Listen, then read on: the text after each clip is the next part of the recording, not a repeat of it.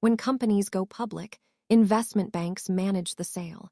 Let us look at how they organize the syndicates that handle your share allocations. An undivided account is a specific structure used by an underwriting syndicate during an initial public offering or IPO. In this model, the entire syndicate is responsible for unsold shares based on their original commitment percentage, regardless of who sold what.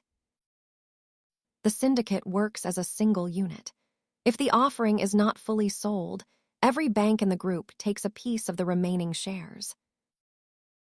The main difference is whether a bank is only responsible for its own sales or if it shares the burden of the entire syndicate.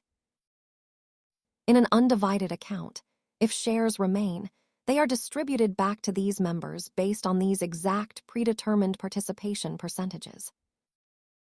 This structure is designed to keep the syndicate aligned so that the IPO reaches the market as smoothly as possible.